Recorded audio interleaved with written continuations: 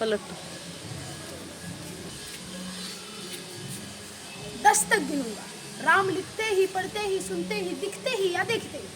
मन में जो पहला विचार आता है उसे बांध के रखिए। पूछूंगा 1 2 3 4 5 6 7 8 9 9 9 हाथ काट के रख दूंगा अगर ये नाम समझ आ जाए तो।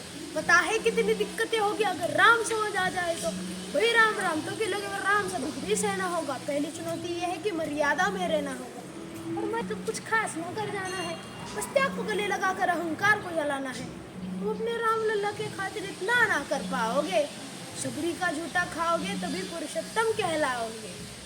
काम क्रोध को भीतर रखे शीतल तुम्हें बनना है। बुद्ध भी इसके छांव में बैठे वैसा पीपल बनना है और ये सब वो भी शून्य में रहकर प्यारे। तभी तुमको पता चलेगा थे कितने अद्भुत राम हमारे। तो सोच रहे होगे कौन हूँ मैं, तो चलो बता ही देता हूँ। इनने ही तो मुझे नाम दिया था, मैं तो पागल कहलाता हूँ। नया नया हूँ यहाँ पर, ना पहले किसी को देखा है। वैसे हूँ तो त्रेता से, मुझे किसने कलयुग भेजा है। वही बात वहाँ तक फैल गई है कि यहाँ कुछ तो मंगल होने को है। सुना है भरत से भारत हुए राज्य में राम जी आने को है। बड़े भाग्यशाली हो तुम सब। नहीं, वहाँ तो सब लोग यही कहते हैं कि हम तो राम राज्य में रहते थे, पर यहाँ तो तुम सब में राम रहते हैं। यानी वो तुम सब में राम का अंश छुपा है, मतलब वो तुम में आते हैं रहने। सच या गलत खबर? अगर सच तो क्या कहना, तो सबको राम पता ही होगे। घर के बड़ों ने बताया ही होगा। तो बताओ क्या है राम? अरे बताओ क्या है राम? क्या तुमको सच में पता है राम क्या है? या बस हाथ धनुष तरकश में बाने वन में जिन्होंने किया उधर आया, फिर कैसे रावण मारा लक्ष्मण जिनको कहते भैया, जिनकी पत्नी सीता मैया। ये तो हुई वही कहानी। एक था राजा एक थी रानी। क्या तुमको सच में राम पता है या वो भी आकर हम बताए? बड़े दिनों से हूँ यहाँ पर, सब कुछ देख रहा हूँ कब से। प्रभु से मिलने आया था मैं, उन्हें छोड़कर मिला हूँ सबसे।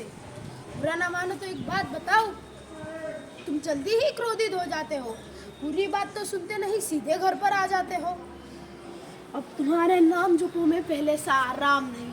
अब तुम्हारे नाम जपो में पहले सा आराम नहीं। इस जबरदस्ती के जय श्री राम में सब कुछ है, बस राम नहीं। ये राजनीति का दाया बाया जितनी मर्जी खेलो तुम। दाया बाया, अरे दाया बाया ये तुम्हारी वर्तमान प्रादेशिक भाषा में क्या कहते हैं इसे, वो लेफ्ट एंड राइट। ये राजनीति का दाया बाया जितनी मर्जी खेलो तुम, लेकिन चेतावनी को मेरी जेल में डालो तुम। अगर निजी स्वार्थ के खातिर अगर कोई राम नाम लेता हो तो खबरदार, अगर जुर्रत की और मेरे राम को बांटा तो। भारत भू का कवि हूँ मैं, इसलिए निडर होके कहता हूँ, राम मेरी हर रचना में, मैं बजरंग में रहता हूँ। भारत की नींव है कविताएं और सत्य हमारी बातों में, इसलिए कलम हमारे तीखे और साहित्य हमारी हाथों में। सोच समझ के राम कहो तुम। ये बस आतिश का नारा नहीं। जब तक तुम्हारे हृदय में राम नहीं, तब तक तुमने राम को पुकारा नहीं।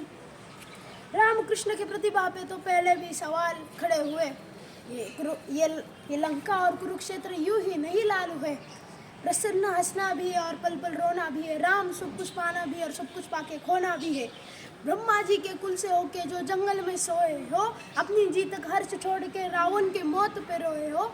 शिव जी जिनके खातिर खुद मारुत रूप में आए, शेष नाग खुद लक्ष्मण बन के जिनके रक्षक हो जाए, और तुम छल कपट क्रोध सीने से लगाकर सो जाओगे तो कैसे भक्त बनोगे उनके, कैसे राम समझ पाओगे?